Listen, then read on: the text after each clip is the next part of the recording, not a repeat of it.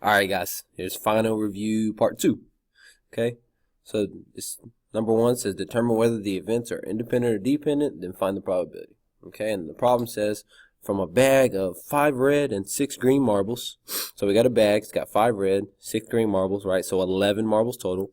A red marble is drawn, then not replaced. That's the key word there.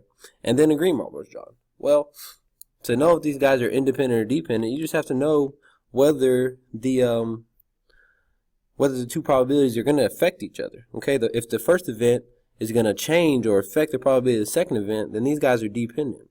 If they have no effect on each other whatsoever, these guys are independent. And this two words, not replaced, are going to be our key words there. So we pick the marble out of the bag, and then we don't replace it. So that's going to change. When we don't put it in, well, that's going to change our sample space, right? First we had 11 marbles. We didn't put it back, so the second time we pick, well, we only have 10 to pick from. So it's going to change it. So these guys are going to be dependent events. Okay? And then we just take the probability by finding the probability of the first event, multiplying it by the probability of the second. Well, the probability of the first one, drawing a red marble, that's going to be 5 out of 11, right? Because we had 5 red marbles out of 11 red marbles, so it's 5 out of 11. Okay? Well, then drawing a green marble, after not replacing that red marble, that's going to change our sample space to 10, right? And then we got 6 green marbles to pick from. So 6 out of 10, okay? So then multiply those guys and simplify, and you'll find that that probability is 3 out of 11, okay? I'll save that. I'll let you do that calculation on your own, but this one's going to be answer choice C. Okay, cool. Let's move on. Question 2 says identify the following scenario as a combination or permutation, then tell the total number of possible outcomes. Okay, so right, combination, permutation.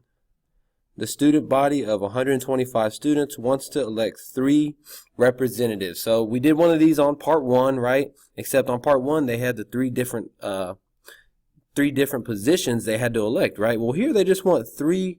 They just want to elect 3 representatives, okay? They don't say they want to elect the president, vice president, secretary, and that.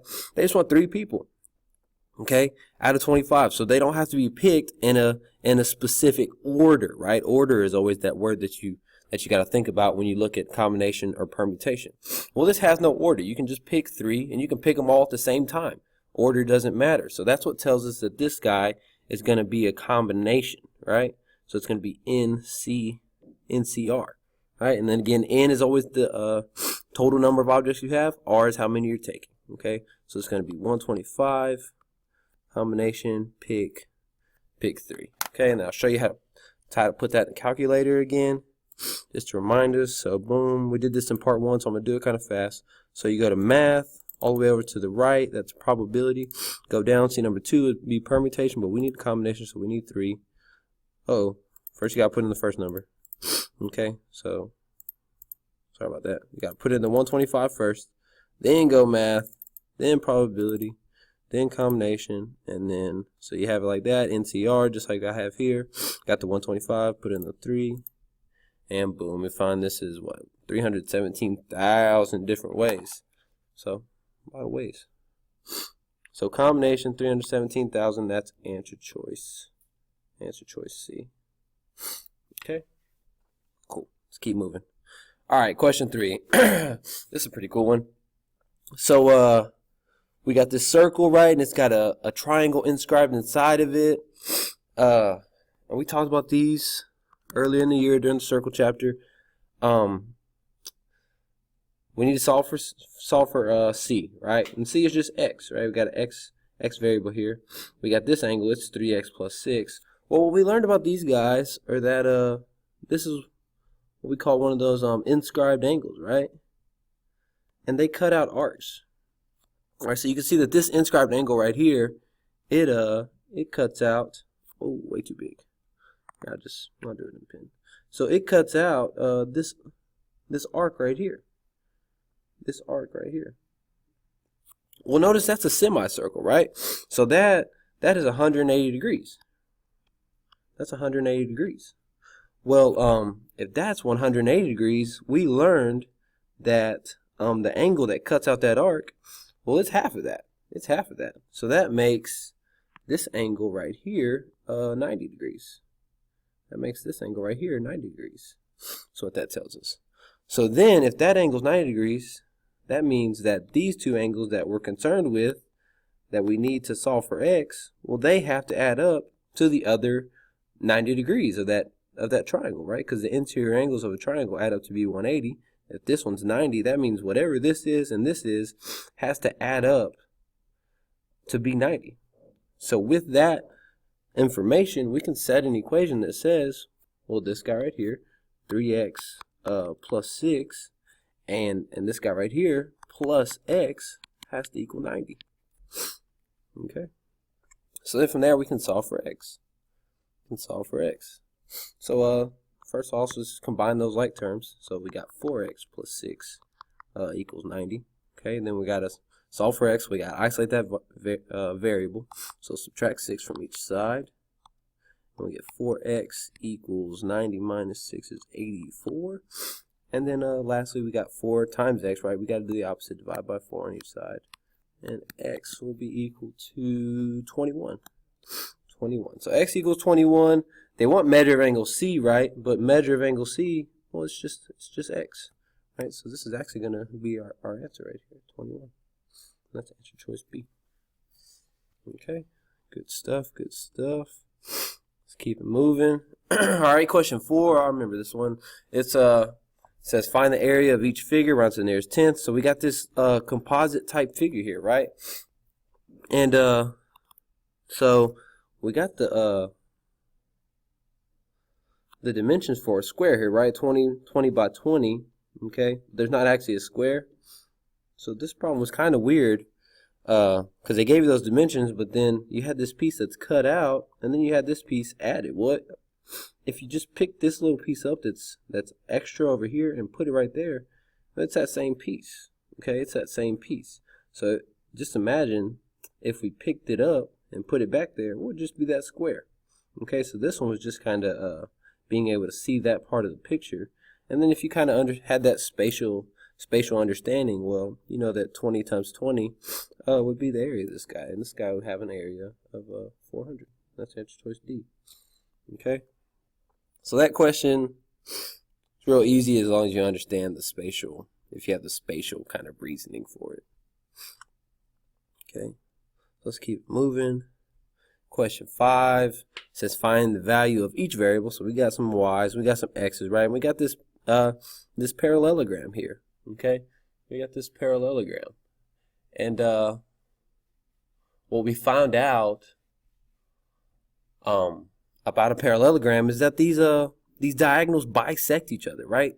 Remember, the diagonals bisect each other, so that means that this part right here was equal to this part, and this part is equal to this part. Okay, so because of that, notice that these two parts, these congruent parts, both have the variables y, and these two parts both have the variable x. Should have been a little clue there. So for these, you just set them equal and solve. So 4x equals x plus 6 from these two little diagonals that are congruent. Okay, so then from there we just solve. So subtract an x from each side, get all those x's on one side. So then that'll cancel. We'll have 3x equals 6. And then, of course, divide by 3, and x will equal 2. And we'll do the same thing for the y's. 5y minus 8, oh, that was ugly, equals 3y plus 1. Okay? So now I'm going to do the same thing. I'm going to move the y's over, get all the y's on the same side. So I'm going to subtract a 3y from each side. That's going to leave me with 2y. Still got the minus 8 equals 1. Right? These are going to cancel. Okay? And then we're trying to get the y by itself, so I'm going to add 8 to each side. I just can't draw an 8 on the computer for whatever reason. So after that, we'll have 2y equals 8 plus 1 is 9. Okay, so then divide by 2. Divide by 2, and we'll find that y equals 4.5. Right? So x is 2, y is 4.5, and that is answer choice B. Okay. Cool. Keep it moving and grooving. All right, some surface area. Find the lateral and surface area of each prism, round to the nearest tenth. Okay, so we'll find the lateral, and then we'll find the total surface area, right? Because once we have the lateral, finding the surface area is just adding the two bases, right? Remember, the lateral is all the side stuff, right? So all this stuff in the middle. And here we got a triangular prism, so we know that those congruent parallel triangles are going to be our bases, right? Our triangles will be our bases. So to find the lateral, remember, you can look at your formula chart. It's a perimeter times height, right? So the perimeter, and it's big P, perimeter of that base times the height. That gives us all the side stuff. Okay, so we got the 8 here and the 5, and this is a right triangle, right? But we don't have this side right here to complete the perimeter. But that's okay. We can just use our good buddy Pythagorean theorem that we should be getting really good at to solve for that guy. Notice that the side we're solving for is across from the hypotenuse, so it'll have to be the C. So we got a squared plus b squared. Sorry, this is the last problem. Don't want to get you all confused. A squared plus b squared equals c squared. So plugging in our a and our b, we got 8 squared plus 5 squared equals c squared, right? 8 squared is 64. 5 squared is 25 equals c squared. Add those guys together, get 89 equals c squared. And of course, after that, we got to take the square root of each side. We'll have c equals 9.4. Okay, so now we got this side right here is 9.4. So now we can find our perimeter. Our perimeter will just be 5 plus 8 plus 9.4. So we can go back and find our lateral now. So our lateral equals, perimeter is 5 plus 8 plus 9.4, 22.4. And then times the height, and the height is always what connects the bases, right? So that's right there, it's given to us, that's 10. Okay, so then the lateral surface area will be 224. Okay, so look back at our answer choices. They got 224.3. It just means they rounded a little bit differently when they got the C, but that's okay. 224 is good enough as long as you be able to find the answer choice. So then after that, we got to find the surface area because we got 2 of them with the lateral is 224, right? So we need to check this total surface area. So then total surface area, I'll go a different color. Let's go with this green. Total surface area, that's just that lateral. Ooh, that's just that lateral that we just found plus the 2 bases, right? Because the lateral is all the side stuff. Well, to find the total surface area, we just got to add those 2 bases, and it's big B, area of the base. Okay, so a little side note: the area of that base would be 1/2, right? 1/2 base times height because it's a triangle.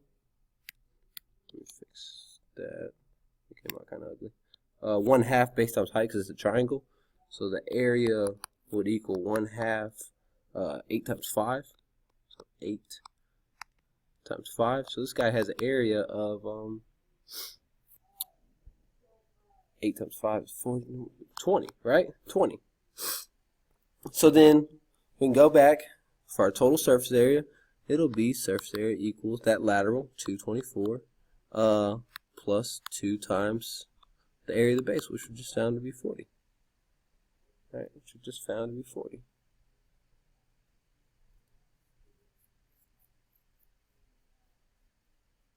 No, we just found it to be 20. Sorry. I was like, whoa, that's not right. Sorry about that. Let's go back. We just found that area. I was still thinking about the number 40 from 8 times 5. We just found that area to be 20, so 2 times 20. There you go. So this guy will have a surface area of 224 plus 2 times 20 times 40 there. So it's actually going to be 264. Would be that total surface area there. So that'll give us answer choice A.